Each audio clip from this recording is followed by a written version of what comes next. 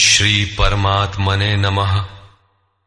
यथार्थ गीता, श्रीमद् भगवत गीता, अथ प्रथमो अध्यायः।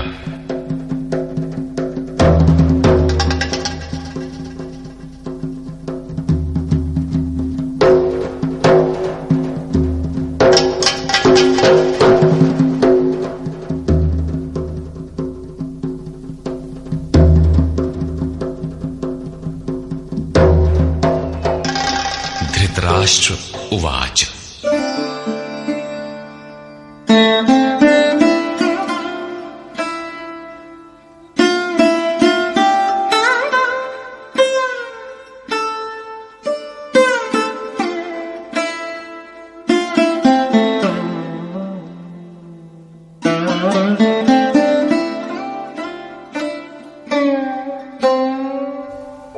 धर्मक्षेत्रे कुरुक्षेत्रे समवेता युयुत्सवः मामकाः पाण्डवाश्चैव किमकुर्वत संजय। धृतराष्ट्र ने पूछा, हे संजय, धर्म क्षेत्र कुरुक्षेत्र में एकत्र युद्ध की इच्छा वाले मेरे और पांडु के पुत्रों ने क्या किया?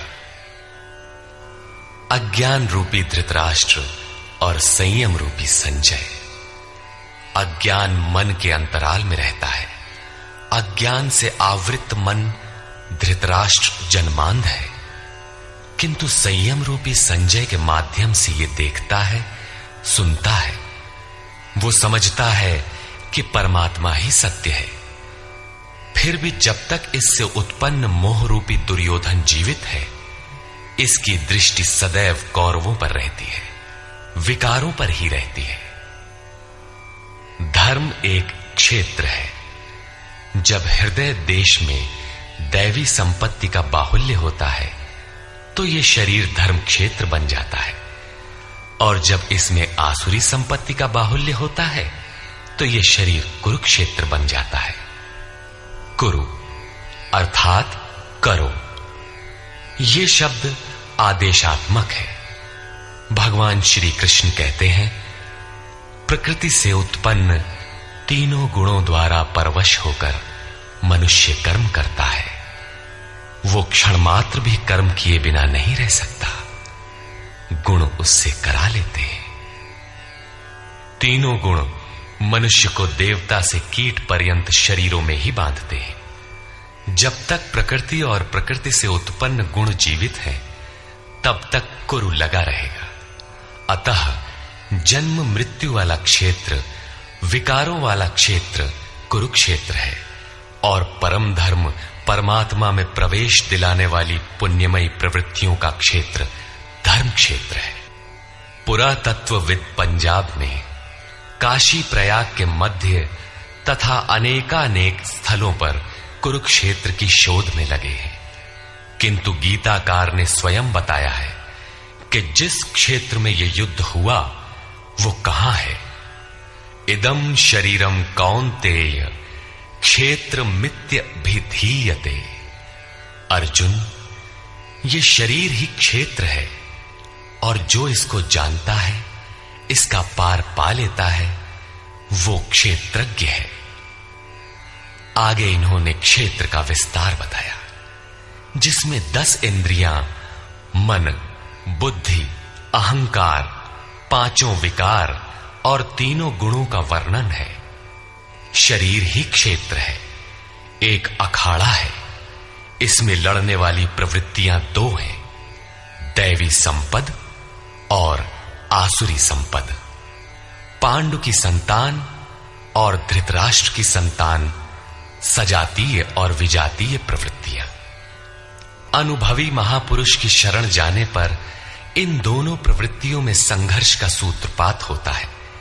यह क्षेत्र क्षेत्रज्ञ का संघर्ष है, और यही वास्तविक युद्ध है। विश्व युद्धों से इतिहास भरा पड़ा है, किंतु उनमें जीतने वालों को भी शाश्वत विजय नहीं मिलती। ये तो आपसी बदले हैं।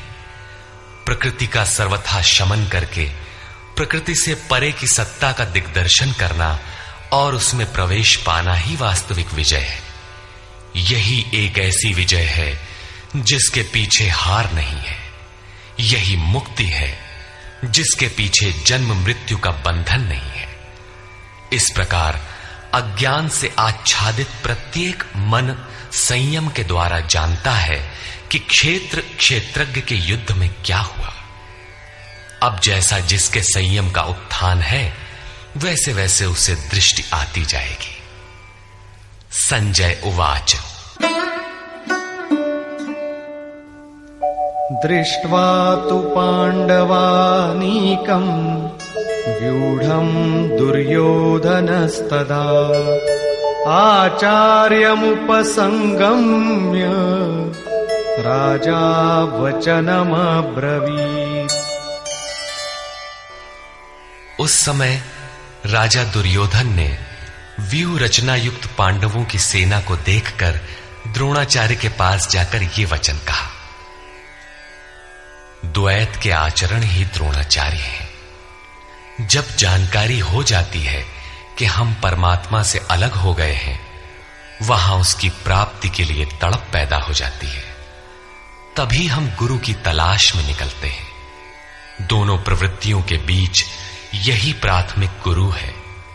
यद्यपि बाद के सद्गुरु योगेश्वर श्री कृष्ण होंगे, जो योग की स्थिति वाले होंगे। राजा दुर्योधन आचार्य के पास जाता है। मोह रूपी दुर्योधन। मोह संपूर्ण व्याधियों का मूल है। राजा है। दुर्योधन दुर अर्थात दूषित, योधन अर्थात वह धन। आत्मिक संपत्ति ही स्थिर संपत्ति है। उसमें जो दोष उत्पन्न करता है वो है मोह।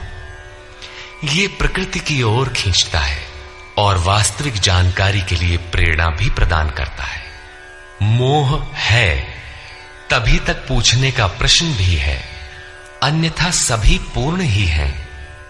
अतः व्यूह रचना युक्त पांडवों की सेना को देखकर, अर्थात पुण्य से प्रवाहित सजातीय वृत्तियों को संगठित देखकर, मोह रूपी दुर्योधन ने गुरु द्रोण के पास जाकर यह कहा। पश्यैतां पाण्डुपुत्राणाम् आचार्य महतीं चमू व्यूढां द्रुपदपुत्रेण तव शिष्येण धीमता। हे आचार्य, आपके बुद्धिमान शिष्य द्रुपद पुत्र धृष्टद्युम्न द्वारा व्यूहाकार खड़ी की हुई पांडु पुत्रों की इस भारी सेना को देखिए। शाश्वत अचल पद में आस्था रखने वाला दृढ़ मन ही धृष्टद्युम्न है। यही पुण्यमयी प्रवृत्तियों का नायक है। साधन कठिन न मन कर टेका। साधन कठिन नहीं, मन की दृढ़ता कठिन होनी चाहिए। अब देखें सेना का विस्तार। अत्र शूरा महेश्वासा भीमार्जुन समायुधि युयुधानो विराटश्च द्रुपदश्च महारथः। इस सेना में महेश्वासा, महान ईश में वास दिलाने वाले भाव रूपी भीम, अनुराग रूपी अर्जुन के समान बहुत से शूरवीर, जैसे सात्विकता रूपी सात्यकी, विराटः सर्वत्र ईश्वरी प्रवाह की धारणा, महारथी राजा द्रुपद अर्थात अचल स्थिति, तथा धृष्टकेतुश्चेकितानः काशीराजश्च वीर्यवान् पुरुजित कुंती भोजश्च शैब्यश्च नरपुंगवः।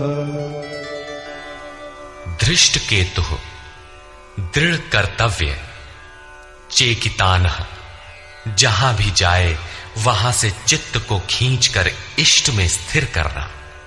काशी राजः, काया रूपी काशी में ही वो साम्राज्य है। पुरजित, स्थूल, सूक्ष्म और कारण शरीरों पर विजय दिलाने वाला पुरुजित। कुंती भोजः, कर्तव्य से भव पर विजय, नरों में श्रेष्ठ शैव्य अर्थात सत्य व्यवहार। युधामन्युश्च विक्रान्तः, उत्तमौजाश्च वीर्यवान्, सौभद्रो द्रौपदेयाश्च सर्व एव महारथाः। और पराक्रमी युधामन्यु, युद्ध के अनुरूप मन की धारणा, उत्तमौजाः, शुभ की मस्ती, सुभद्रा पुत्र अभिमन्यु। जब शुभ आधार आ जाता है तो मन भय से रहित हो जाता है। ऐसा शुभ आधार से उत्पन्न अभय मन, ध्यान रूपी द्रौपदी के पांचों पुत्र, वात्सल्य, लावण्य, सौम्यता, स्थिरता, सहृदयता, सब के सब महारथी हैं। साधन पथ पर संपूर्ण योग्यता के साथ चलने की क्षमताएं हैं। इस प्रकार दुर्योधन ने पांडव पक्ष के 15-20 नाम गिनाए, जो दैवी संपद के महत्वपूर्ण अंग हैं। विजातीय प्रवृत्ति का राजा होते हुए भी मोह ही सजातीय प्रवृत्तियों को समझने के लिए बाध्य करता है। दुर्योधन अपना पक्ष संक्षेप में कहता है, यदि कोई बाह्य युद्ध होता तो अपनी फौज बढ़ा चढ़ा कर गिनाता, विकार कम गिनाए गए, क्योंकि उन पर विजय पाना है, वे नाशवान हैं। केवल 5-7 विकार बताए गए, जिनके अंतराल में संपूर्ण बहिर्मुखी प्रवृत्ति विद्यमान है, जैसे अस्माकं तु विशिष्टाये तान्निबोध द्विजोत्तम, नायका मम सैन्यस्य संज्ञार्थं तान् ब्रवीमि ते। द्विजोत्तम, हमारे पक्ष में जो जो प्रधान हैं उन्हें भी आप समझ लें। आपको जानने के लिए मेरी सेना के जो नायक हैं उनको कहता हूं। बाह्य युद्ध में सेनापति के लिए द्विजोत्तम संबोधन असामयिक है। वस्तुतः गीता अंतःकरण की 2 प्रवृत्तियों का संघर्ष है, जिसमें द्वैत का आचरण ही द्रोण है। जब तक हम लेश मात्र भी आराध्य से अलग हैं, तब तक प्रकृति विद्यमान है, द्वैत बना है। इस द्वि पर जय पाने की प्रेरणा प्रथम गुरु द्रोणाचार्य से मिलती है। अधूरी शिक्षा ही पूर्ण जानकारी के लिए प्रेरणा प्रदान करती है। वो पूजा स्थली नहीं, वहां शौर्य सूचक संबोधन होना चाहिए। विजातीय प्रवृत्ति के नायक कौन कौन हैं?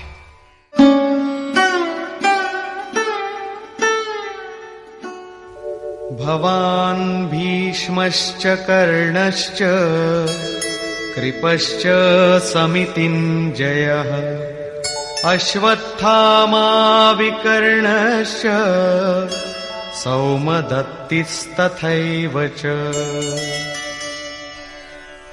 एक तो स्वयं आप द्वैत के आचरण रूपी द्रोणाचार्य हैं। भ्रम रूपी पितामह भीष्म है। भ्रम इन विकारों का उद्गम है, अंत तक जीवित रहता है, इसलिए पितामह है। समूची सेना मर गई, ये जीवित था। शरशैया पर अचेत था, फिर भी जीवित था।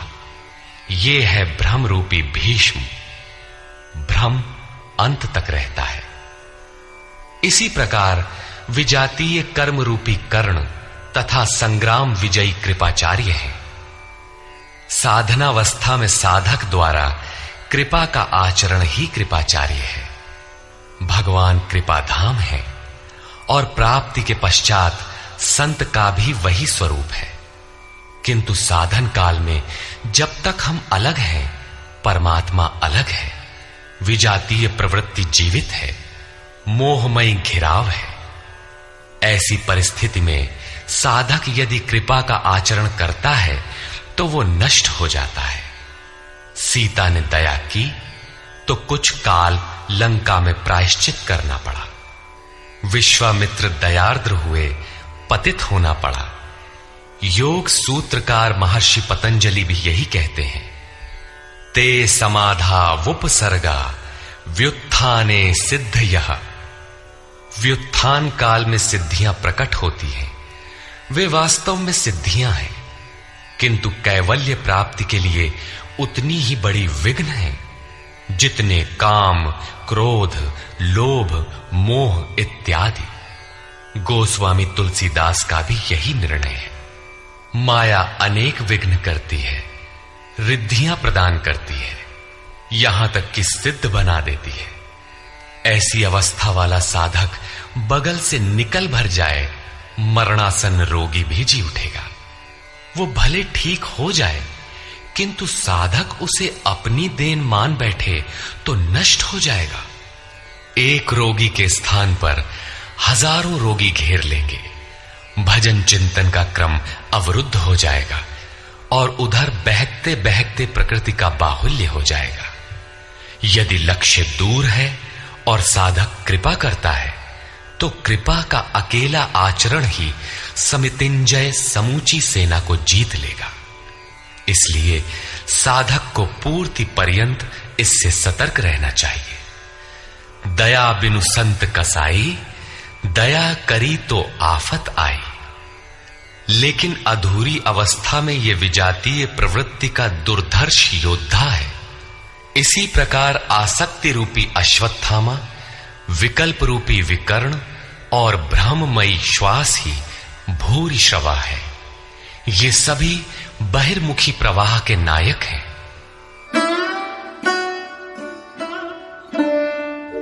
अन्ये च बहवः शूराः मदर्थे त्यक्तजीविताः नानाशस्त्र प्रहरणाः सर्वे युद्धविशारदाः। और भी बहुत से शूरवीर अनेक शस्त्रों से युक्त मेरे लिए जीवन की आशा को त्याग कर युद्ध में डटे हैं। सभी मेरे लिए प्राण त्यागने वाले हैं, किंतु उनकी कोई ठोस गणना नहीं है। अब कौन सी सेना किन भावों द्वारा सुरक्षित है? इस पर कहते हैं,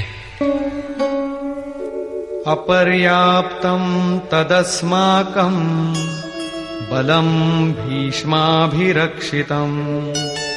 पर्याप्तं त्विदमेतेषां बलं भीमाभिरक्षितम्।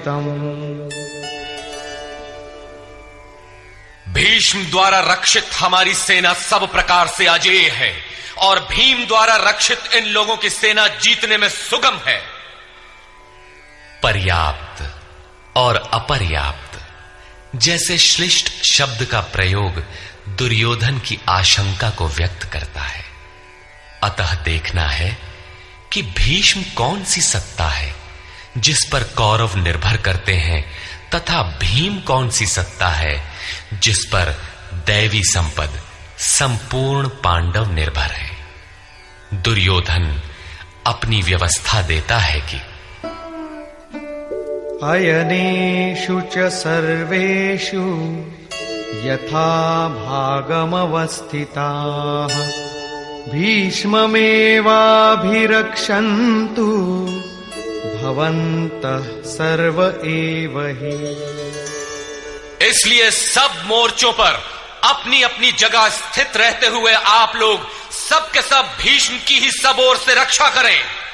यदि भीष्म है तो हम अजेय हैं, इसलिए आप पांडवों से न लड़कर केवल भीष्म की ही रक्षा करें। कैसा योद्धा है भीष्म, जो स्वयं अपनी रक्षा नहीं कर पा रहा है, कौरवों को उसकी रक्षा व्यवस्था करनी पड़ रही है। यह कोई बाह्य योद्धा नहीं, ब्रह्म ही भीष्म है। जब तक ब्रह्म जीवित है तब तक विजातीय प्रवृत्तियां कौरव अजेय हैं। अजेय का यह अर्थ नहीं कि जिसे जीता ही ना जा सके, बल्कि अजेय का अर्थ दुर्जय है, जिसे कठिनाई से जीता जा सकता हो। महा अजय संसार रिपु, जीत सकई सो वीर। यदि भ्रम समाप्त हो जाए तो अविद्या अस्तित्वहीन हो जाए। मोह इत्यादि जो आंशिक रूप से बचे भी हैं, शीघ्र ही समाप्त हो जाएंगे। भीष्म की इच्छा मृत्यु थी। इच्छा ही भ्रम है।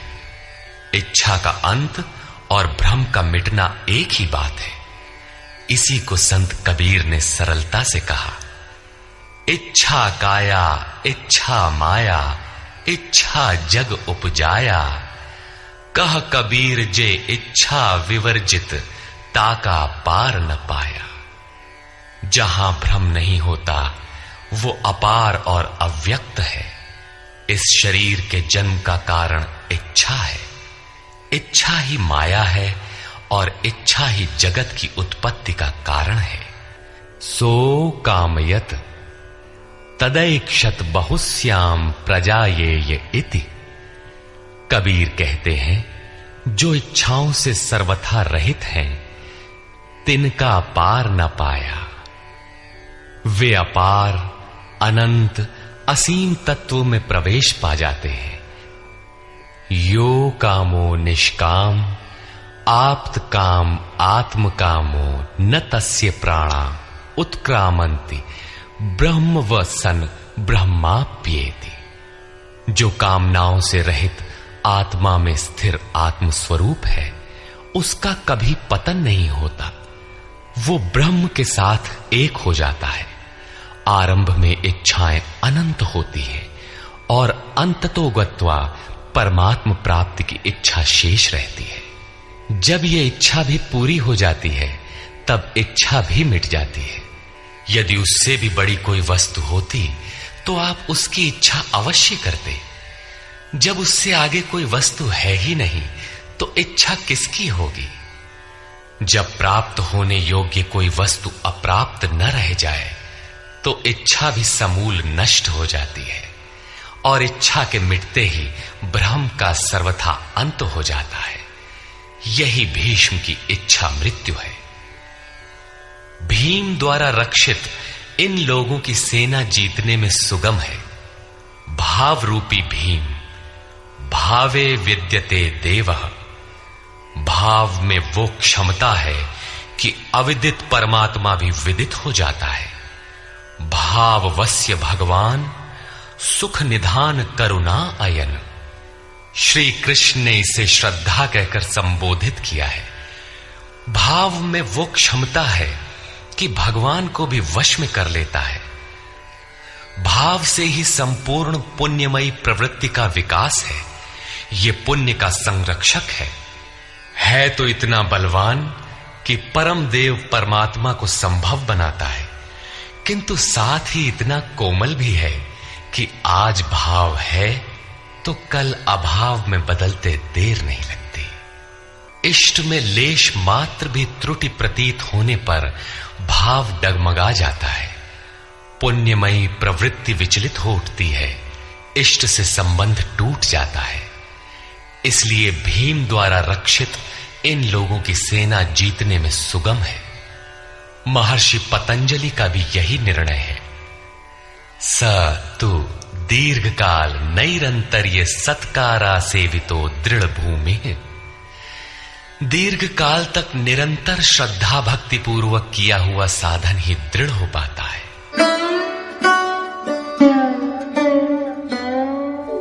तस्य संजनयन् हर्षं कुरु वृद्धः पितामहः।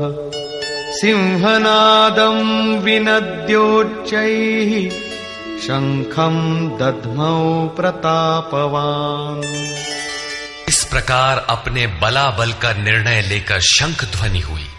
शंख ध्वनि पात्रों के पराक्रम की घोषणा है कि जीतने पर कौन सा पात्र आपको क्या देगा। कौरवों में वृद्ध प्रतापवान पितामह भीष्म ने उस दुर्योधन के हृदय में हर्ष उत्पन्न करते हुए उच्च स्वर से सिंहनाद के समान भयप्रद शंख बजाया। सिंह प्रकृति से भयावह पहलू का प्रतीक है। घोर जंगल के नीरव एकांत में शेर की दहाड़ कान में पड़ जाए तो रोंगटे खड़े हो जाएंगे, हृदय कांपने लगेगा। यद्यपि शेर आपसे मीलों दूर है। भय प्रकृति में होता है, परमात्मा में नहीं। वो तो अभय सत्ता है। भ्रम रूपी भीष्म यदि विजयी होता है तो प्रकृति के जिस भयारण्य में आप हैं उससे भी अधिक भय के आवरण में बांध देगा। भय की एक परत और बढ़ जाएगी, भय का आवरण घना हो उठेगा। ये भ्रम इसके अतिरिक्त और कुछ नहीं दे सकेगा।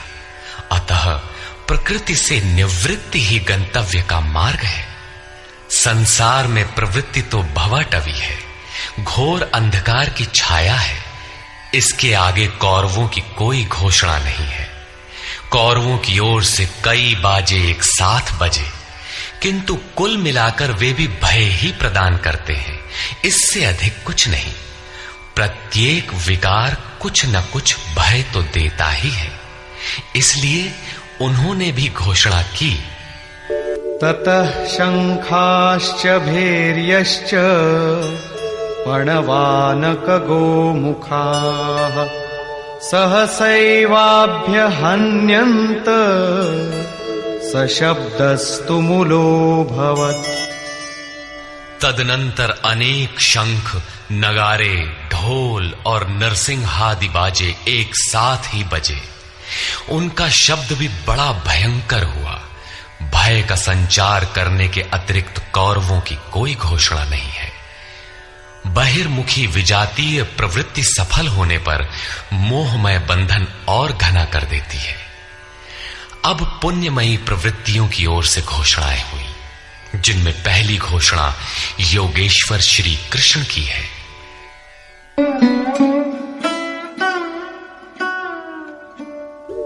ततः श्वेतैर्हयैर्युक्ते महती स्यन्दने स्थितौ माधव पांडवश्चैव दिव्यौ शंखौ प्रदध्मतु। इसके उपरांत श्वेत घोड़ों से युक्त, जिनमें लेश मात्र कालिमा दोष नहीं है, श्वेत सात्विक निर्मलता का प्रतीक है। महति स्यन्दने, महान रथ पर बैठे हुए योगेश्वर श्री कृष्ण और अर्जुन ने भी अलौकिक शंख बजाए। अलौकिक का अर्थ है लोकों से परे। मृत्युलोक, देवलोक, ब्रह्मलोक, जहां तक जन्म मरण का भय है, उन समस्त लोकों से परे पारलौकिक, पारमार्थिक स्थिति प्रदान करने की घोषणा योगेश्वर श्री कृष्ण की है। सोने चांदी काठ का रथ नहीं, रथ अलौकिक, शंख अलौकिक, अतः घोषणा भी अलौकिक ही है। लोकों से परे एकमात्र ब्रह्म है, सीधा उससे संपर्क स्थापित कराने की घोषणा है। वे कैसे ये स्थिति प्रदान करेंगे?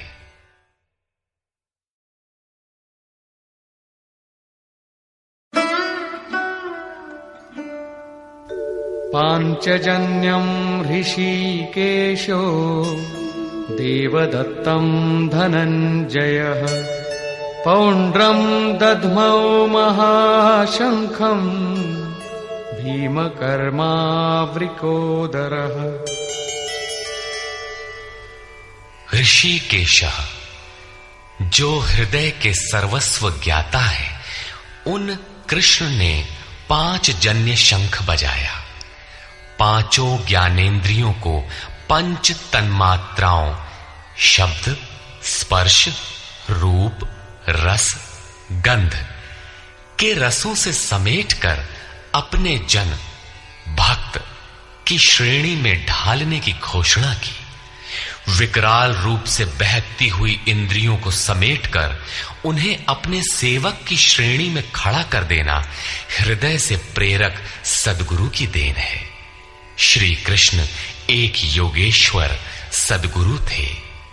शिष्यस्ते हम, भगवन मैं आपका शिष्य हूं। बाह्य विषय वस्तुओं को छोड़कर ध्यान में इष्ट के अतिरिक्त दूसरा न देखें, दूसरा न सुने, न दूसरे का स्पर्श करें। ये सद्गुरु के अनुभव संचार पर निर्भर करता है। देवदत्तम धनंजय, दैवी संपत्ति को अधीन करने वाला अनुराग ही अर्जुन है। इष्ट के अनुरूप लगाव जिसमें विरह, वैराग्य, अश्रुपात हो। गदगद गिरा नयन बह नीरा, रोमांच हो। इष्ट के अतिरिक्त अन्य विषय वस्तु का लेश मात्र टकराव न होने पाए, उसी को अनुराग कहते हैं।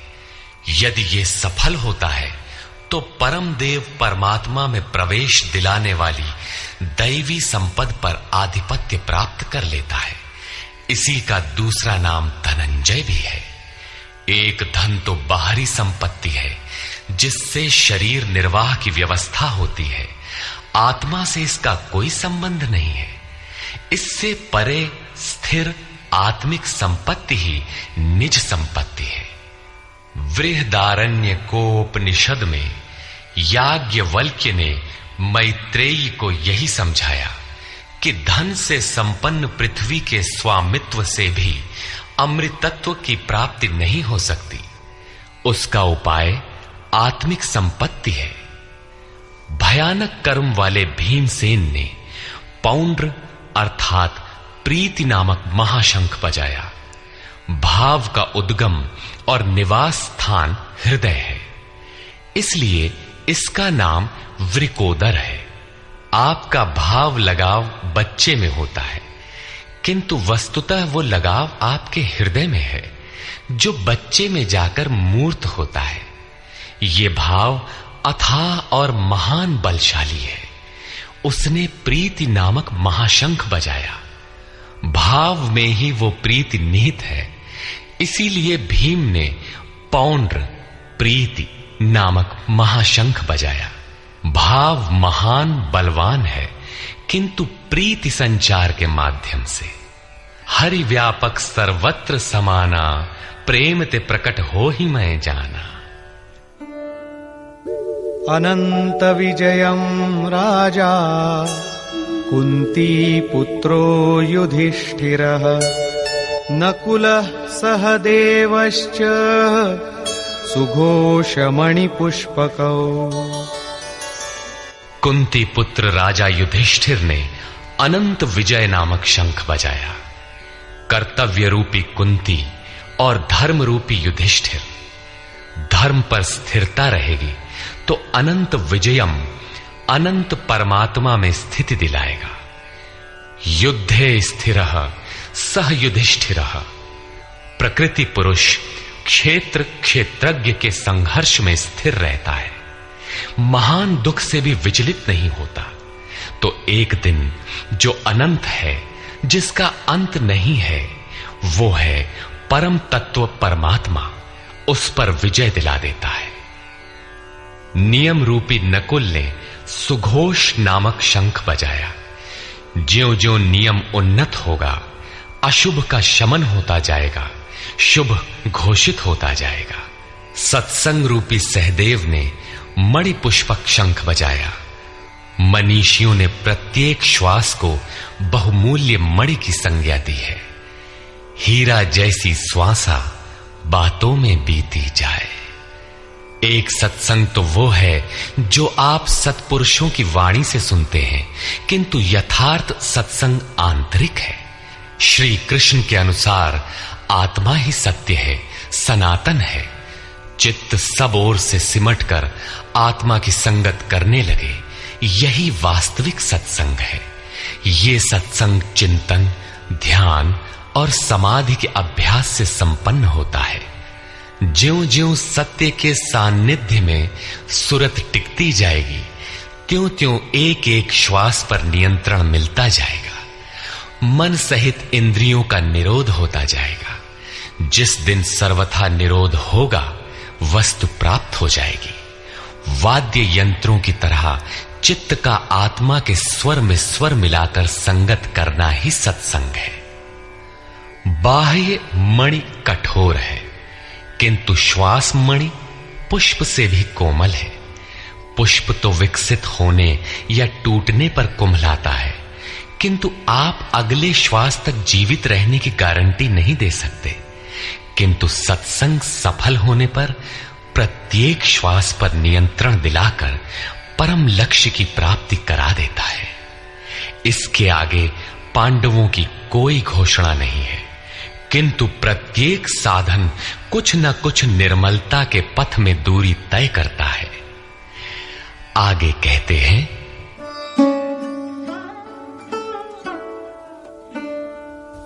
काश्यश्च परमेश्वासः शिखण्डी च महारथः धृष्टद्युम्नो विराटश्च सात्यकिश्चापराजितः।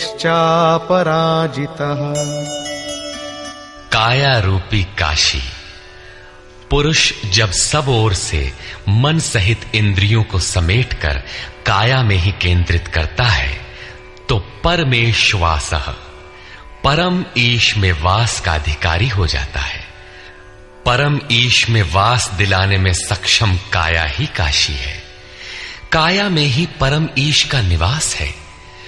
परमेश्वास का अर्थ श्रेष्ठ धनुष वाला नहीं, बल्कि परम धन ईश धन वास है।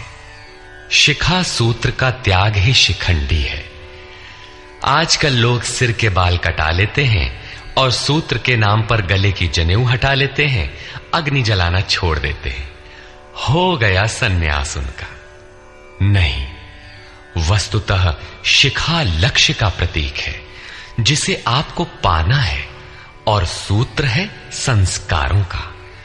जब तक आगे परमात्मा को पाना शेष है, पीछे संस्कारों का सूत्रपात लगा हुआ है, तब तक त्याग कैसा, सन्यास कैसा? अभी तो चलने वाले पथिक हैं। जब प्राप्तव्य प्राप्त हो जाए, पीछे लगे हुए संस्कारों की डोर कट जाए, ऐसी अवस्था में ब्रह्म सर्वथा शांत हो जाता है। इसलिए शिखंडी ही ब्रह्म रूपी भीष्म का विनाश करता है। शिखंडी चिंतन पथ की विशिष्ट योग्यता है, महारथी है।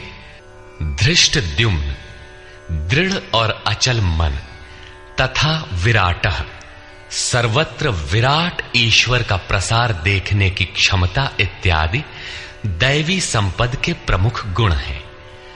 सात्विकता ही सात्य की है।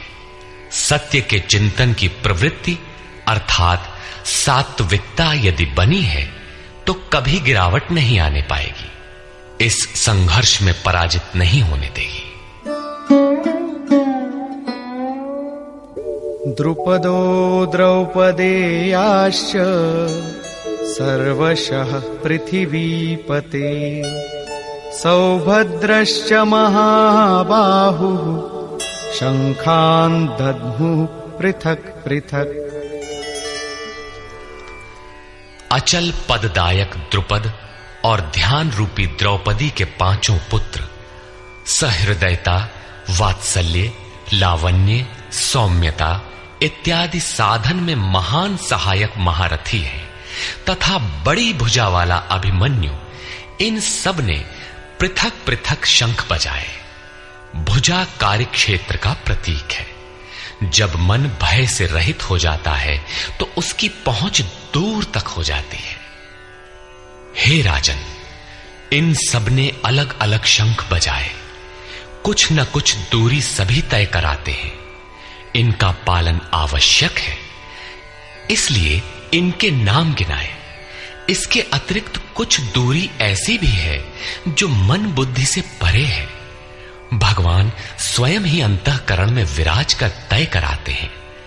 इधर दृष्टि बनकर आत्मा से खड़े हो जाते हैं और सामने स्वयं खड़ा होकर अपना परिचय करा लेते हैं। सघोषोधार्तराष्ट्राणाम् हृदयानि व्यदारयत् नभश्च पृथिवीं चैव तुमुलो व्यनुनादयन्। उस घोर शब्द ने आकाश और पृथ्वी को भी शब्दायमान करते हुए धृतराष्ट्र पुत्रों के हृदय विदीर्ण कर दिए। सेना तो पांडवों की ओर भी थी, किंतु हृदय विदीर्ण हुए धृतराष्ट्र पुत्रों के।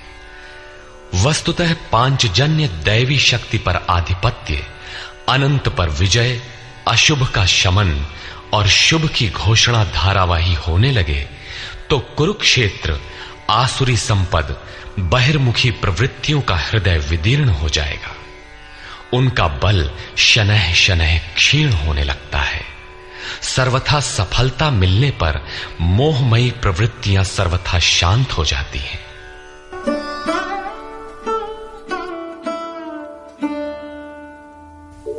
अथ व्यवस्थितान् दृष्ट्वा धार्तराष्ट्रान् कपिध्वजः प्रवृत्ते शस्त्रसम्पाते धनुरुद्यम्य पाण्डवः। ऋषिकेशं तदा वाक्यम् इदमाह महीपते सेनयोरुभयोर्मध्ये रथं स्थापयमेच्युत। संयम रूपी संजय ने अज्ञान से आवृत मन को समझाया कि हे राजन, उसके उपरांत कपिध्वज वैराग्य रूपी हनुमान, वैराग्य ही ध्वज है जिसका। ध्वज राष्ट्र का प्रतीक माना जाता है। कुछ लोग कहते हैं ध्वजा चंचल थी, इसलिए कपिध्वज कहा गया, किंतु नहीं, यहां कपि साधारण बंदर नहीं, स्वयं हनुमान थे, जिन्होंने मान अपमान का हनन किया था। सममान निरादर आदरहीन। प्रकृति की देखी सुनी वस्तुओं से, विषयों से राग का त्याग ही वैराग्य है। अतः वैराग्य ही जिसकी ध्वजा है, उस अर्जुन ने व्यवस्थित रूप से धृतराष्ट्र पुत्रों को खड़े देखकर शस्त्र चलने की तैयारी के समय धनुष उठाकर ऋषिकेशम, जो हृदय के सर्वस्व ज्ञाता है, उन योगेश्वर श्री कृष्ण से ये वचन कहा, हे अच्युत, जो कभी च्युत नहीं होता, मेरे रथ को दोनों सेनाओं के बीच खड़ा करिए। यहां सारथी को दिया गया आदेश नहीं, इष्ट सदगुरु से की गई प्रार्थना है, किस लिए खड़ा करें?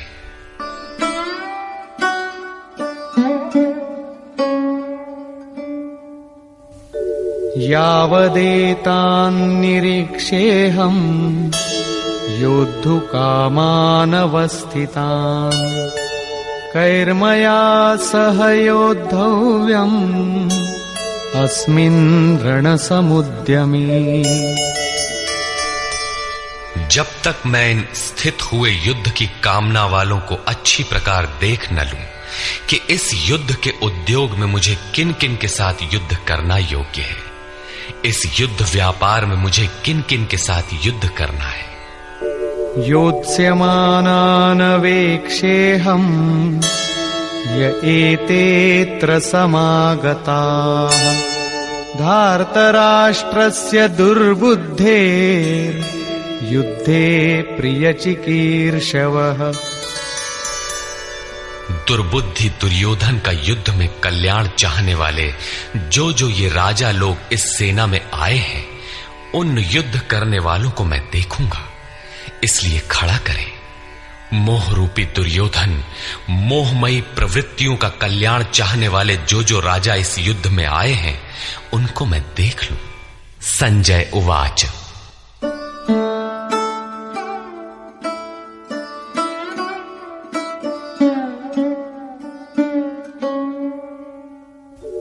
एवमुक्तो ऋषिकेशो गुडाकेशेन भारत सेनयोरुभयोर्मध्ये स्थापयित्वा रथोत्तमम् भीष्मद्रोणप्रमुखतः सर्वेषां च महीक्षिताम् उवाच पार्थ पश्यैतान् समवेतान् कुरूनिति।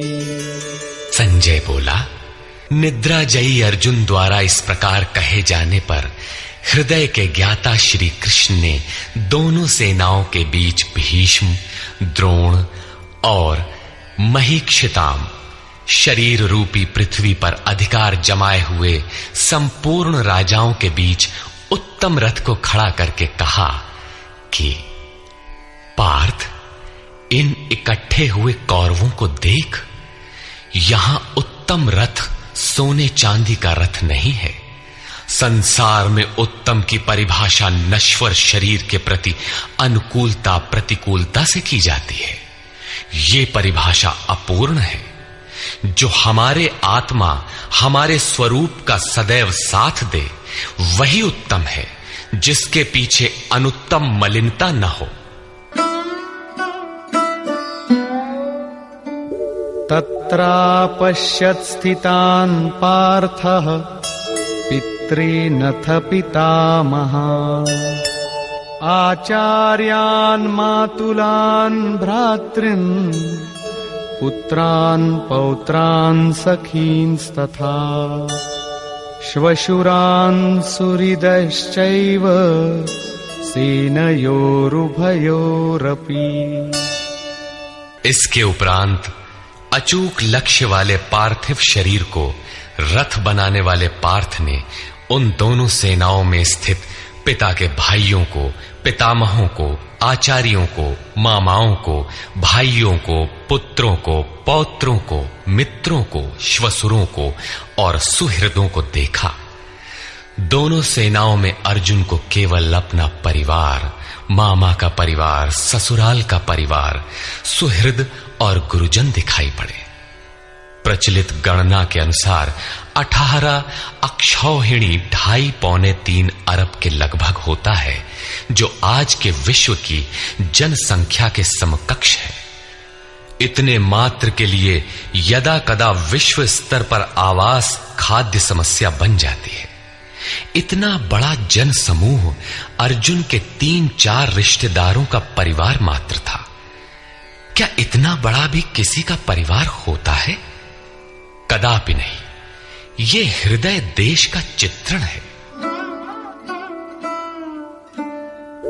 तान् समीक्ष्य स कौन्तेयः सर्वान् बन्धूनवस्थितान्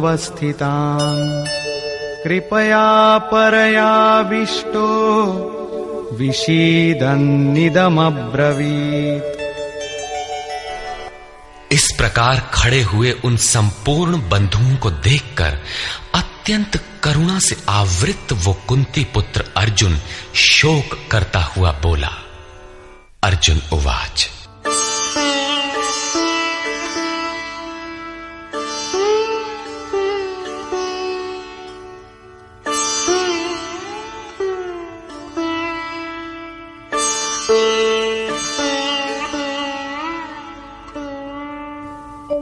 दृष्ट्वेमं स्वजनं कृष्ण युयुत्सुं समुपस्थितम् सीदन्ति मम गात्राणि मुखं च परिशुष्यति वेपथुश्च शरीरे मे रोमहर्षश्च जायते। हे कृष्ण, इस युद्ध की इच्छा वाले खड़े हुए स्वजन समुदाय को देखकर मेरे अंग शिथिल हुए जाते हैं, मुख सूखा जाता है और मेरे शरीर में कंप तथा रोमांच हो रहा है। इतना ही नहीं, गांडीवं स्रंसते हस्तात् त्वक्चैव परिदह्यते न च शक्नोम्यवस्थातुं भ्रमतीव च मे मनः। हाथ से गांडीव गिरता है, त्वचा भी जल रही है। अर्जुन को ज्वर सा हो आया, संतप्त हो उठा कि ये कैसा युद्ध है जिसमें स्वजन ही खड़े हैं। अर्जुन को भ्रम हो गया। वो कहता है, अब मैं खड़ा रह पाने में भी अपने को असमर्थ पा रहा हूं। अब आगे देखने की सामर्थ्य नहीं है। निमित्तानि च पश्यामि विपरीतानि केशव, न च श्रेयोनुपश्यामि हत्वा स्वजनमाहवे। हे केशव, इस युद्ध का लक्षण भी विपरीत ही देखता हूं। युद्ध में अपने कुल को मारकर परम कल्याण भी नहीं देखता हूं। कुल को मारने से कल्याण कैसे होगा?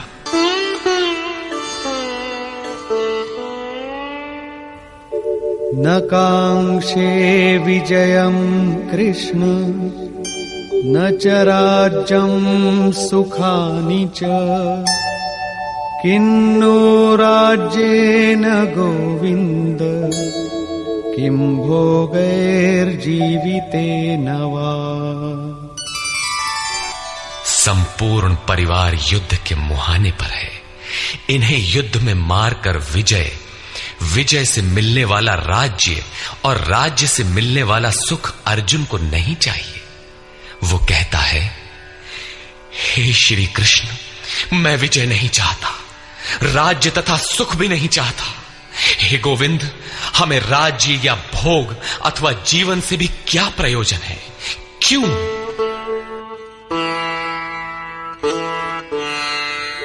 येषामर्थे काङ्क्षितं नो राज्यं भोगाः सुखानि च, तैमेव स्थिता युद्धे प्राणान् त्यक्त्वा धनानि च। हमें जिनके लिए राज्य भोग और सुखादिक इच्छित हैं, वे ही परिवार जीवन की आशा त्याग कर युद्ध के मैदान में खड़े हैं। हमें राज्य इच्छित था तो परिवार को लेकर भोग सुख और धन की पिपासा थी तो स्वजन और परिवार के साथ उन्हें भोगने की थी। किंतु जब सब के सब प्राणों की आशा त्याग कर खड़े हैं तो मुझे सुख राज्य या भोग नहीं चाहिए। ये सब इन्हीं के लिए प्रिय थे। इनसे अलग होने पर हमें इनकी आवश्यकता नहीं है। जब तक परिवार रहेगा तब तक ये वासनाएं भी रहती हैं। झोपड़ी में रहने वाला भी अपने परिवार, मित्र और स्वजन को मारकर विश्व का साम्राज्य स्वीकार नहीं करेगा। अर्जुन यही कहता है कि हमें भोग प्रिय थे, विजय प्रिय थी, किंतु जिनके लिए थी, जब वे ही नहीं रहेंगे तो भोगों से क्या प्रयोजन? इस युद्ध में मारना किसे है?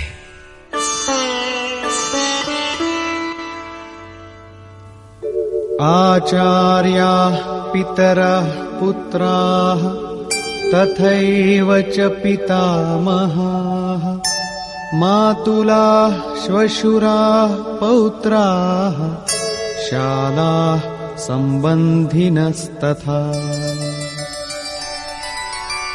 इस युद्ध में ताऊ, चाचे, लड़के और इसी प्रकार दादा, मामा, श्वसुर, पोते, साले तथा समस्त संबंधी ही हैं।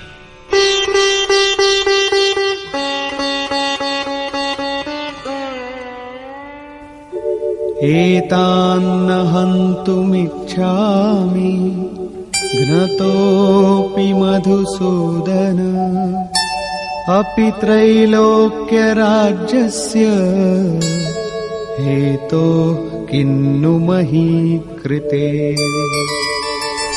हे मधुसूदन, मुझे मारने पर भी अथवा 3 लोक के राज्य के लिए भी मैं इन सबको मारना नहीं चाहता।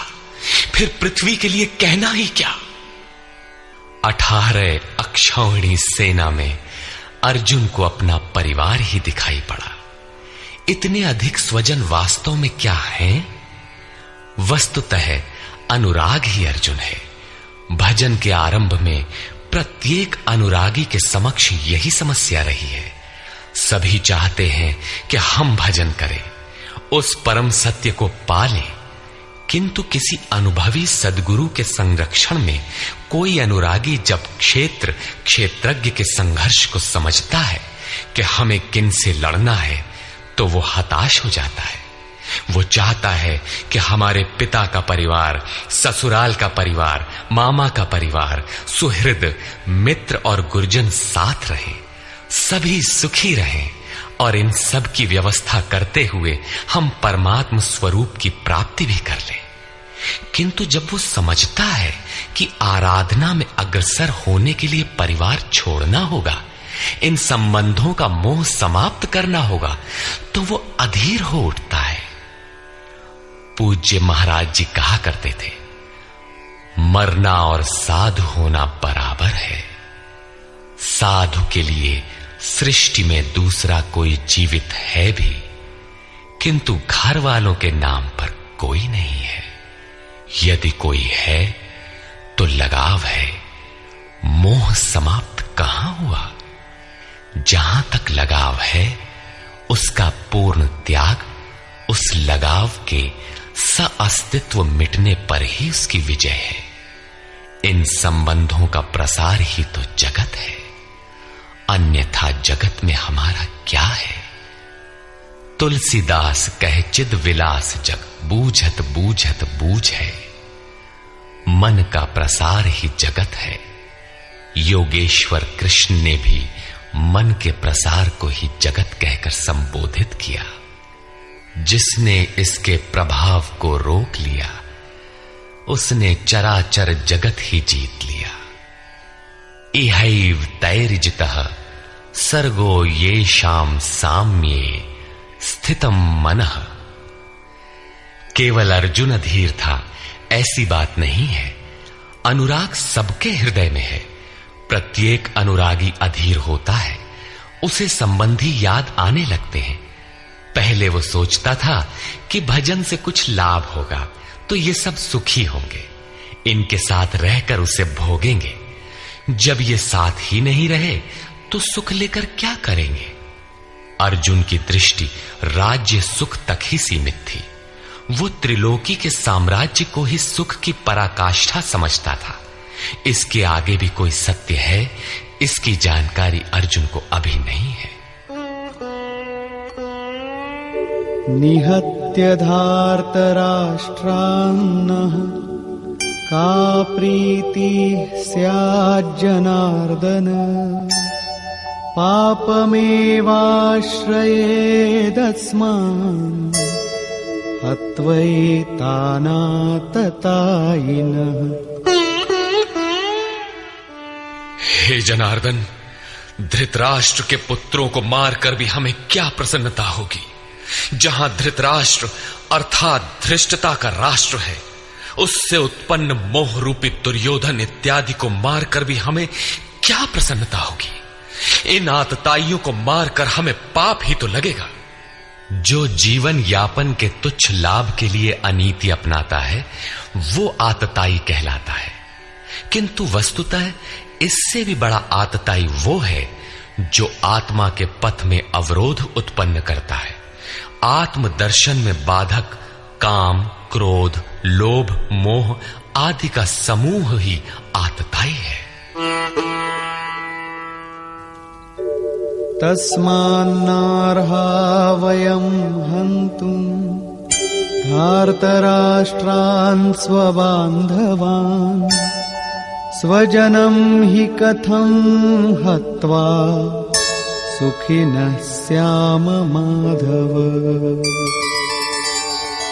इससे हे माधव, अपने बांधव धृतराष्ट्र के पुत्रों को मारने के लिए हम योग्य नहीं हैं। स्वबांधव कैसे? वे तो शत्रु थे ना।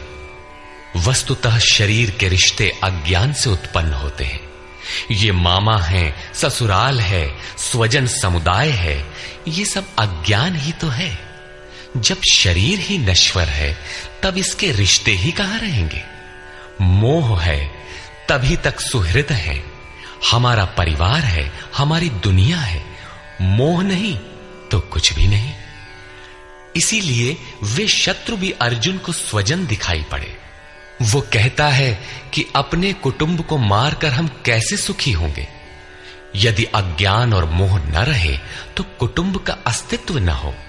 यह अज्ञान ज्ञान का प्रेरक भी है। भर्तृहरि, तुलसी इत्यादि अनेक महानुभावों को वैराग्य की प्रेरणा पत्नी से मिली, तो कोई सौतेली मां के व्यवहार से खिन्न होकर वैराग्य पथ पर अग्रसर हुआ दिखाई देता है।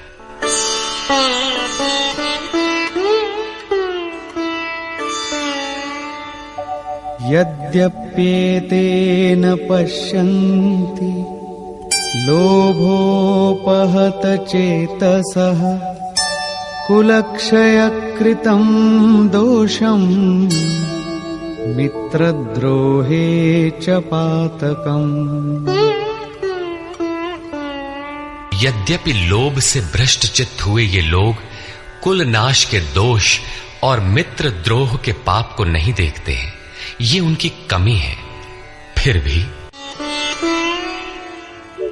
कथं न ज्ञेयमस्माभिः पापादस्मान्निवर्तितुम् कुलक्षयकृतं दोषम् प्रपश्यद्भिर्जनार्दन। हे जनार्दन, कुल नाश से होने वाले दोषों को जानने वाले हम लोगों को इस पाप से हटने के लिए क्यों नहीं विचार करना चाहिए।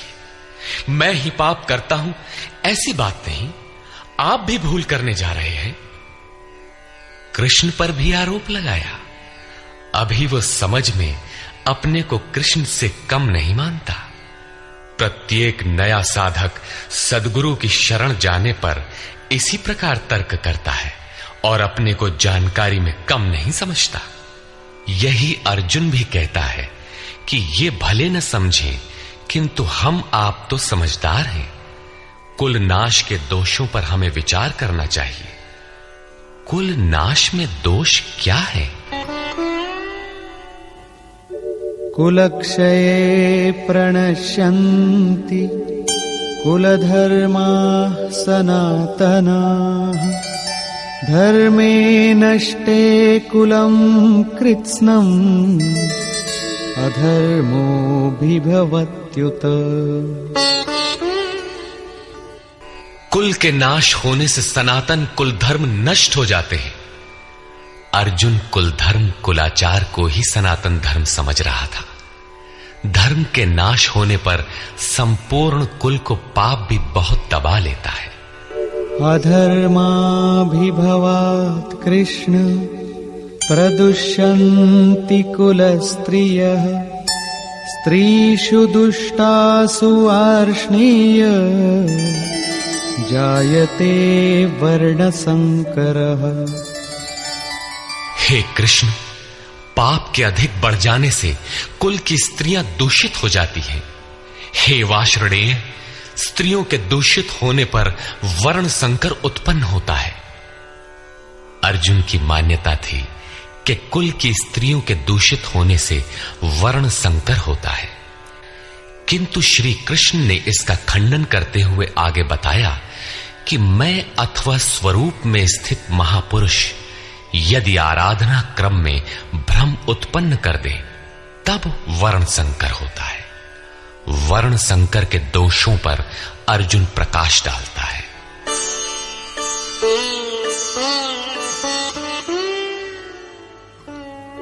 संकरो नरकायैव कुलघ्नानां कुलस्य च पतन्ति पितरो येषां लुप्तपिण्डोदकक्रियाः।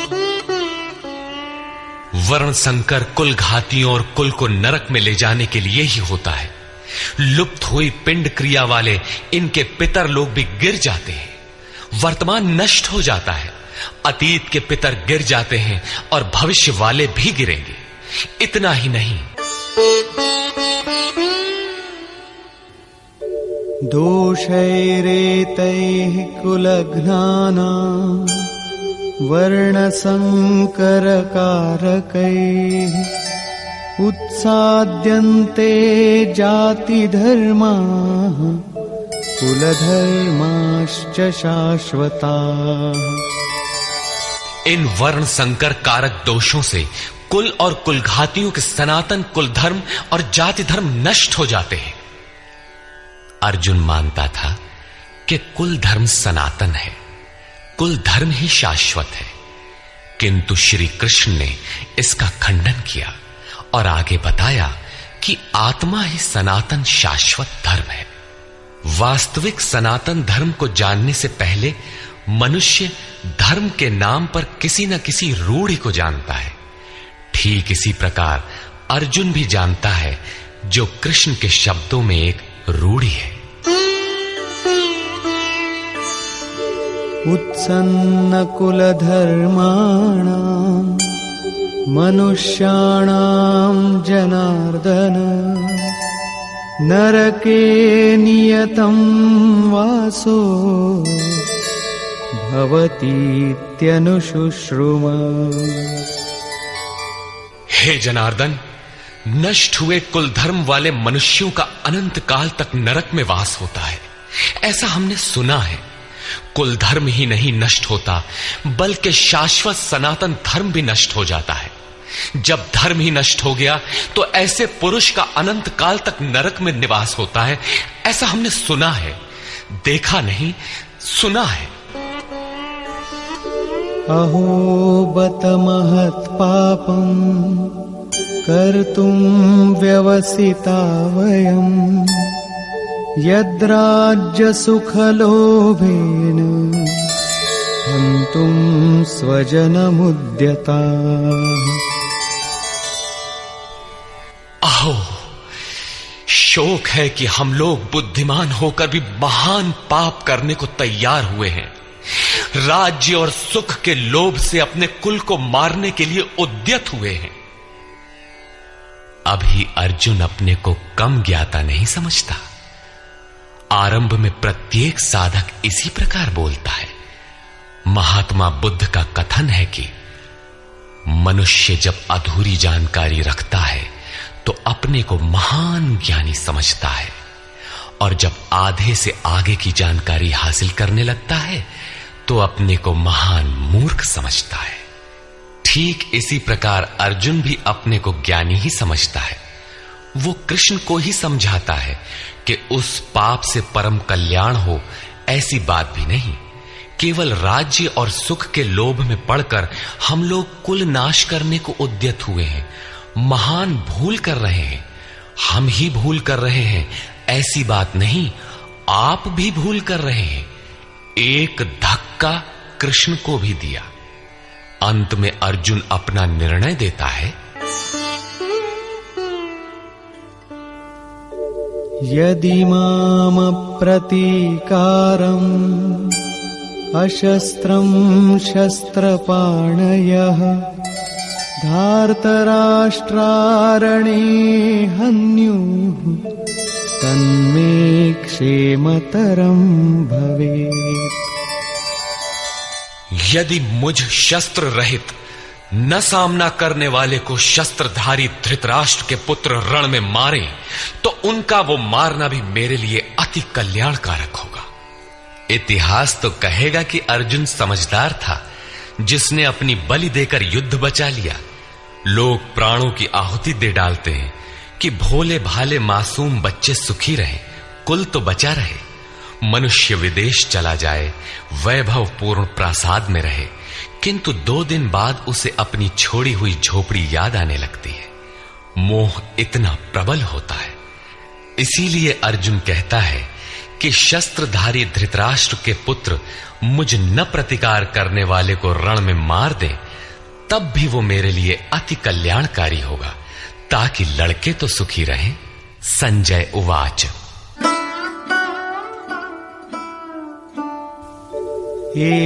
एवमुक्त्वार्जुनः संख्ये रथोपस्थ उपाविशत् विसृज्य सशरं चापं शोकसंविघ्नमानसः।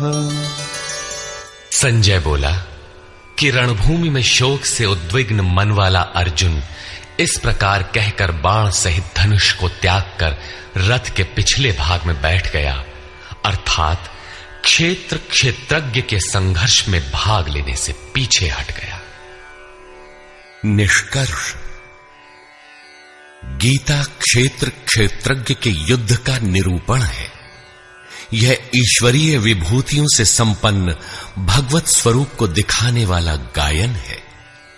यह गायन जिस क्षेत्र में होता है वह युद्ध क्षेत्र शरीर है, जिसमें दो प्रवृत्तियां हैं, धर्म क्षेत्र और कुरुक्षेत्र। उन सेनाओं का स्वरूप और उनके बल का आधार बताया। शंख ध्वनि से उनके पराक्रम की जानकारी मिली। तदनंतर जिस सेना से लड़ना है उसका निरीक्षण हुआ, जिसकी गणना 18 अक्षौहिणी अर्थात लगभग 6.5 अरब कही जाती है, किंतु वस्तुतः वे अनंत हैं। प्रकृति के दृष्टिकोण दो हैं, एक इष्टोन्मुखी प्रवृत्ति दैवी संपद, दूसरी बहिर्मुखी प्रवृत्ति आसुरी संपद। दोनों प्रकृति ही हैं। एक इष्ट की ओर उन्मुख करती है, परम धर्म परमात्मा की ओर ले जाती है, और दूसरी प्रकृति में विश्वास दिलाती है। पहले दैवी संपद को साध कर आसुरी संपद का अंत किया जाता है, फिर शाश्वत सनातन परब्रह्म के दिग्दर्शन और उसमें स्थिति के साथ दैवी संपद की आवश्यकता शेष हो जाती है। युद्ध का परिणाम निकल आता है। अर्जुन को सैन्य निरीक्षण में अपना परिवार ही दिखाई पड़ता है, जिसे मारना है। जहां तक संबंध है उतना ही जगत है। अनुराग के प्रथम चरण में पारिवारिक मोह बाधक बनता है। साधक जब देखता है कि मधुर संबंधों में इतना विच्छेद हो जाएगा जैसे वे थे ही नहीं, तो उसे घबराहट होने लगती है। स्वजनासक्ति को मारने में उसे अकल्याण दिखाई देने लगता है। वह प्रचलित रूढ़ियों में अपना बचाव ढूंढने लगता है, जैसा अर्जुन ने किया। उसने कहा, कुल धर्म ही सनातन धर्म है। इस युद्ध से सनातन धर्म नष्ट हो जाएगा, कुल की स्त्रियां दूषित होंगी, वर्ण संकर पैदा होगा, जो कुल और कुलघातियों को अनंत काल तक नरक में ले जाने के लिए ही होता है। अर्जुन अपनी समझ से सनातन धर्म की रक्षा के लिए विकल है। उसने श्री कृष्ण से अनुरोध किया कि हम लोग समझदार होकर भी ये महान पाप क्यों करें। अर्थात श्री कृष्ण भी पाप करने जा रहे हैं। अंततो गत्वा पाप से बचने के लिए मैं युद्ध नहीं करूंगा, ऐसा कहता हुआ हताश अर्जुन रथ के पिछले भाग में बैठ गया। क्षेत्र क्षेत्रज्ञ के संघर्ष से पीछे हट गया। टीकाकारों ने इस अध्याय को अर्जुन विषाद योग कहा है। अर्जुन अनुराग का प्रतीक है। सनातन धर्म के लिए विकल होने वाले अनुरागी का विषाद योग का कारण बनता है। यही विषाद मनु को हुआ था।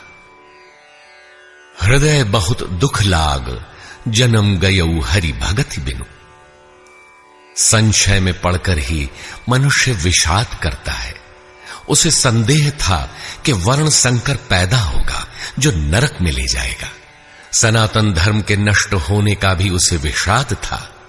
अतः संशय विषाद योग का सामान्य नामकरण इस अध्याय के लिए उपयुक्त है। अतः ओम तत्सदिति श्रीमद् भगवद गीता सूपनिषत्सु ब्रह्म विद्यायाम योग शास्त्रे श्री कृष्णार्जुन संवादे संशय विषाद योगो नाम प्रथमोऽध्यायः। इस प्रकार स्वामी अड़गड़ानंद कृत श्रीमद् भगवद गीता के भाष्य यथार्थ गीता का प्रथम अध्याय पूर्ण होता है। हरि ओम तत्सत।